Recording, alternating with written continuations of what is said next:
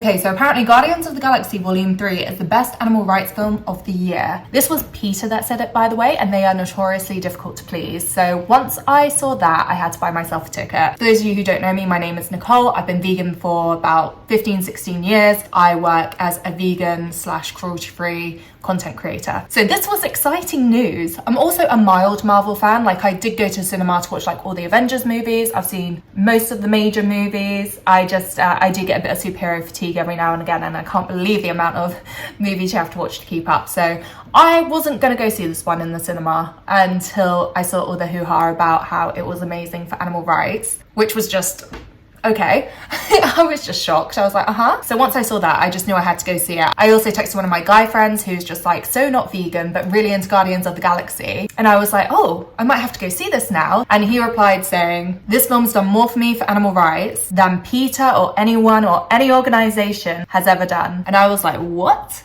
Is he gonna go vegan now? He hasn't. But I was just like, wow, this is high praise from someone who was just so not vegan. So I was like, cool. We're going. I think this happened about like 11 a.m. yesterday, and then I booked my ticket for the evening and I binge watched the Guardians movies and the Avengers movies just to go in prepared and remind myself of everything that had gone on. And oh my god, yeah, I think it is vegan propaganda.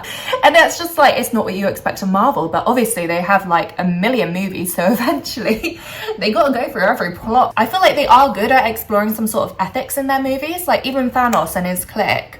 Snap. I think we call it a snap, don't we? I'm not on his side, but you could see the sense in his evil plan. You could see how he could believe that was for the greater good. I like that about Marvel, is that they do try to grapple with some of these sort of questions and ethics. And I thought it was really interesting that they've used Guardians of the Galaxy to kind of draw attention to the ethics around animal testing. So yeah, brief summary of the plot, and just like to warn you, there will be spoilers in this little review. General nutshell of the plot is basically Rocket, the little raccoon hybrid, he gets hurt. They have to kind of like delve into his backstory to help him and save him. And his backstory is all about animal testing in labs, which I feel like was hinted in the past. Like, you know, he's this sort of like experiment gone wrong sort of thing. And that's how Guardians and animal rights intersect, and it's through Rocket and his backstory. I know I've already mentioned how surprising it was, but oh my god, like Marvel just bring in huge droves of audiences.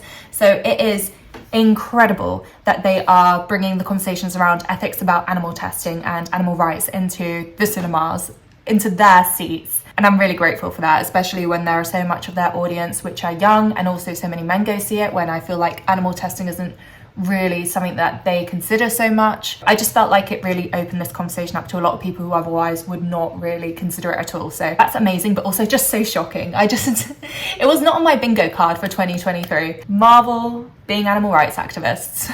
And also, I think another thing that just made it so confusing, or not confusing, surprising, but I shouldn't really dwell on this because obviously he's an actor, so he's going to play whatever part in the movie, but Chris Pratt is just famously not vegan. Like, he loves to hunt and he doesn't care who knows it. In fact, he just wants you to know it. So him being the protagonist of the best animal rights movie of the year is just like, okay. Just, again, another bingo card you didn't expect, but like, good for him. I'm very happy about it. Even Chris Pratt's character in Guardians of the Galaxy, like the opening scene of the first one, I can't remember if it's the opening scene or just very early on. He's like literally kicking around these space rodents and like singing into it. Just like so not animal rightsy. So it was just so weird for the third one to end up being the animal rights movie. Let's go into the parallels between Guardians of the Galaxy and our world, and how Rocket's story has parallels. Obviously, the Guardians world is fictitious. We know this. That's why it was so interesting to watch it and explore it and see the parallels in our universe. Animal testing still exists here for both cosmetic and medical purposes. So I think it's easy to draw the parallels. Once you're going into Rocket's backstory, he makes a few friends. One of them is even a rabbit. And I thought that was really trying to tie it back in with our world, because I feel like a bunny, a rabbit is just the animal symbol for animal testing or cruelty-free. Like every cruelty-free logo you see, like Leaping Bunny or PETA, they've always got a rabbit there. Just the fact that there was a rabbit really ties it in with thinking about our ethical questions around animal testing in our universe, because we don't really talk about raccoons getting tested on. That just feels a little too disconnected to what we do, but they had a bunny there and that kind of drew it in. Like I mentioned, Rocket makes some friends. Was it Lila, Teeth and Floor great names. These animals aren't as like advanced, I guess, as Rocket, and they seem a bit more vulnerable. But even Rocket, you know, they really add a lot of innocence and infancy to his character. It's sad to see the way he's treated. I feel like these animals just go to show the sort of harsh realities that our animals in our world to have to go through when they're in labs. We're talking just lifetimes of suffering and ultimately ending in death. We're talking cramped cages, isolation, mutilation, infection, and often getting deprived of adequate food, drink, pain relief. It's not a nice existence. I think there were still a few people that thought like animal testing was like this, you know, just putting blusher on a bunny and being like, oh, is that pretty or not? When it's not. It was much more like what they depicted in the movie. I feel like it was good to do that and to just let that set in. Like, not everyone thinks about animal testing deeply, and they will just think like, oh, they think about how they put makeup on a cat or bunny or whatever, and it's not that. It really isn't. It's cruel and inhumane and often very unnecessary. A lot of people cried during this movie. I'm so sad to say I didn't. I have weeks where I could cry at anything and weeks where I'll cry at nothing, and unfortunately I'm on the latter end. But so many of my followers told me that they bawled their eyes out, and I can totally see why. It's just so sad, especially if you've got a pet. You can really see your pet in these sort of roles, or if you've recently lost a pet, maybe don't even go see it. That would be so sad. But yeah, you can really see through Rocket's eyes how these animals are treated like commodities and how wrong and unfair and cruel that is. And hopefully audience members will watch that and pick up the parallels and maybe start looking into what it means to shop cruelty-free and what brands are cruelty-free and how they can change stuff in their own world to make things a bit better. It's just incredible to have this movie and for Rocket to kind of become the face for a generation of animal testing victims. You know, I feel like people who are growing up watching this movie right now will hear about animal testing and they will think about Rocket, and that's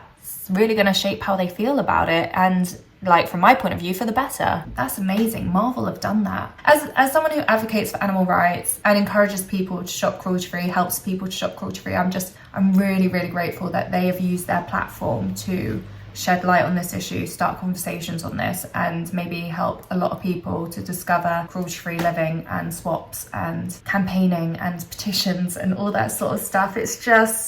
It's amazing. It's a platform. It can't be underestimated. One thing I found really interesting about the movie, which I haven't really seen many people discuss or talk about, is how there's still the disconnect for like the humans or the human-ish aliens at the end for, I don't know, sort of like the difference between a companion animal and other animals. We have this in our world. Companion animals would be stuff like cats and dogs, and then other animals are stuff like cows and pigs. Here in the UK, people wouldn't eat cats or dogs. Definitely not, but we'll eat like cows and pigs, who aren't really that different biologically or intellectually. It kind of is just based on your social constructs about which animals you will and won't eat. We just treat companion animals better. And throughout this whole movie, you just see them wanting to save Rocket. They're going across the galaxies to save their little furry friend, risking their lives to save him. Lovely, I love that. But then at the end, when, you know, the ship's blowing up, whatever the space term is, rightfully so, they go to save the children first. All the human-y aliens, they go and they save the children, which, you know, I have no problem with. But they don't really think about saving the animals. And even when Rocket brings it up, they're all a bit confused. They're like, oh, is that really part of the rescue mission? And it's like, you've literally just gone through the galaxies, caused so much destruction just to save your friend who's an animal, but you don't want to save the rest of them? You're just going to leave them all to like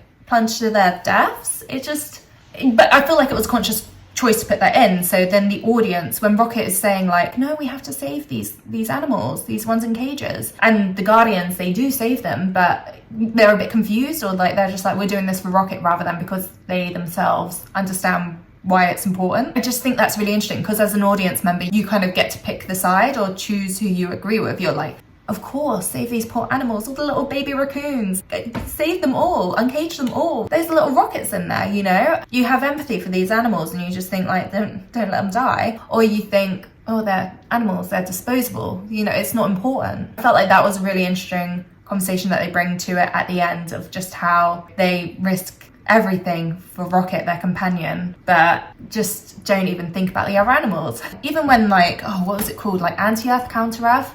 The one that the big bad, it like just blows up because he's just been trying to create the perfect species. He just has all these animals there and he just is ready to sacrifice their lives. Like, it's sad. We're looking at it as an audience and we're thinking that's mass slaughter. That's you just treating these animals as commodities and just playing God with their lives, and it's not nice. And everything he does is needless, you know? He's not out there trying to cure a disease or anything. He's just trying to make advancements at the suffering of animals and these experiments, and it's not nice at all. As an audience, we're just mourning all this mass loss of life, but you can even parallel that to maybe like the meat industry and all the slaughter that goes on and all this mass slaughter that you kind of participate in if you eat meat every day. And I think that's a hard parallel to draw between, but it's one I kind of felt. So I don't know, any other vegans watching this, let me know if you saw any parallels that I've missed, because I feel like we're always trying to see a bit more than what anyone else will see. So I do appreciate that one's a bit of a stretch, but it's just sad seeing these creatures that, you know, have been bred by this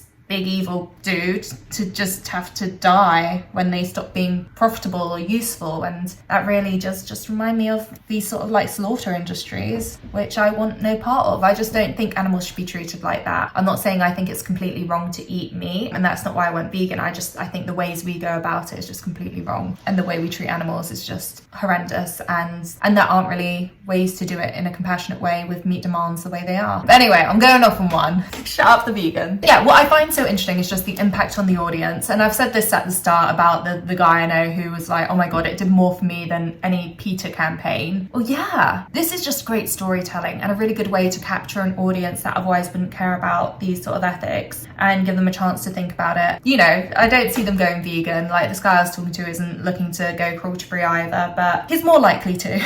Even if he doesn't. And I think all the younger viewers are more likely to like make these changes. Like, if you haven't already started buying toiletries, if you've got the luxury of choice, and they may choose to go cruelty-free.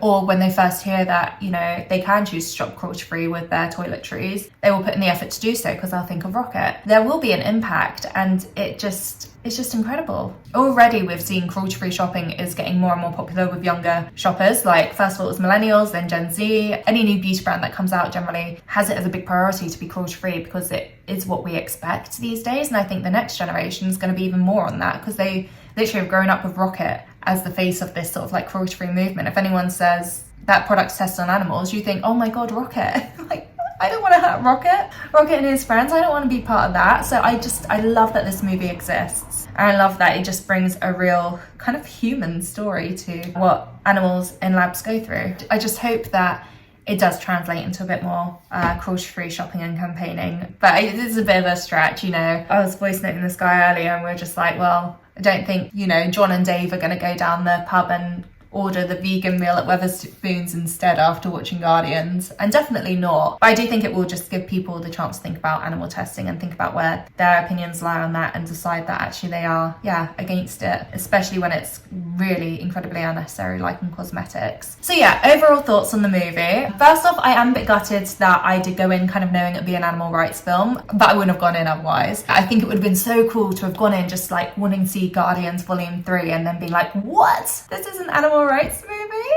I think I would have just been like, what the hell? It would have floored me, honestly. I would have been like, it was just such a surprise. A bit gutted that I didn't go in of its own merit. I had to wait until the word spread that it was great for animal rights. But I actually didn't love the movie. It was all right, it was fine. Just, I felt like it lacked a lot of the Guardians' light-hearted charm, and I didn't enjoy that most of Rocket's involvement. Like, he's one of my favourite characters, and most of his involvement was kind of in his flashbacks and his past self, which is a lot more innocent and sweet and sad. Although those were great scenes and all, I kind of missed the a-hole Rocket, who is just so full of charm and wit, and maybe not charm, wrong word, but I just love him. So it was just a bit sad to not have more of present day Rocket in the movie, but you know, it makes sense. Just off topic of the whole vegan propaganda things, there are a couple of things that I did love about the movie, which is just nothing to do with the whole vegan stuff, but I love that Gamora got to keep her own new identity. It could have been really easy to write it in the way that her and Quill fall in love again, but no, she really does stand her ground and say, I'm not the woman that you knew, we haven't grown together. You know, it's just that thing that they, without growing together, they're not the people that were meant for each other. I feel like there was still some underlying chemistry, an attraction, but it wasn't what they'd built because they hadn't had that shared experience. And it just goes to show that what you go through really shapes who you are and your relationships. And I felt like that was a really good way of doing it. I'm glad they didn't fall into just making them fall in love again. That would have been so boring. And I love that she got to just have agency of her new life, even if it was like kind of the unpopular choice for the crew members and maybe even the audience members. I like that they stuck to their guns there, and it gave a bit of consequence to her death. I hate that, you know, you die in Marvel and then you come back in the next movie and it's like, well, like there's no stakes when someone dies. At least here there was some sort of consequence. It just wasn't the same Gamora. And the other thing I really loved was Nathan Fillion being in it. So I'm a Whedon fan. I love Buffy, and I also, you know, I watch Firefly. I wouldn't say I loved it as much, but it's just space cowboy, isn't it? There's not much in the space cowboy genre, so the fact that these two worlds met, I really enjoyed. If you're a fan of Guardians, you're probably a fan of Firefly. Well, probably if you're a fan of Firefly, you're probably a fan of Guardians. Just to have him enter the universe, I really, really like that. Still weirds me out that Kirk from Gilmore Girls is like in space, but I kind of make peace with that. Yeah, I just really enjoyed Nathan Fillion in it, and also the character he played was just so Nathan Fillion. It just worked really well. I could have had more of him. I really could have. And I don't always like him either. Him and Chris Pratt, I feel like, are cut from the same cloth because they're kind of charming, but you kind of want to punch them. So I just love that. It just worked. I enjoyed that. So if anyone else is Firefly if anyone else is Firefly fan, that's a tongue twister. Yeah, did you enjoy that as well? Because I loved it. Okay, but yeah, that's it. I feel like I'm done chatting. What did you guys think? Do you think it's like the ultimate vegan movie? I don't think so, because there was still the scene at the end. I can't remember if this was like in the post credits, in one of the credit scenes. I think it is. They're all like jamming to some music, and then like this big herd comes down to attack a village, or like it just seems like they're stampeding, not really attacking. And then the new Guardians are getting ready to like mass slaughter all these animals, and I was like, have you just put this in to avoid anyone pointing a finger and being like, this is vegan propaganda? It just felt like it was there just to say like, nope, we're not vegans. Look, we had this one scene. It just felt like really odd at the end to just throw that in. But yeah, honestly, vegans, non-vegans, I just want to hear whether or not you feel like this was a vegan movie or full of vegan propaganda, or if like the whole animal testing conversation just went over your head and you're just like, it wasn't that deep. Please, I'm not done talking about this movie, so let's hit it up in the comments. And if you haven't seen it, go see it. I think it's a good film to have an opinion on. As someone in the cruelty-free space, I was like, this is essential viewing. I feel like there are going to be a lot of conversations I'm going to have in the future where people are going to be like, oh my god, did you see Guardians of the Galaxy Volume 3? Like when I'm talking about animal testing, and if my answer's no, I'm going to be just so cut out. Anyway, I am going. Please feel free to hit like, follow, subscribe. I do a lot of vegan videos. Thank you for watching. Have a good day. Mwah. Bye.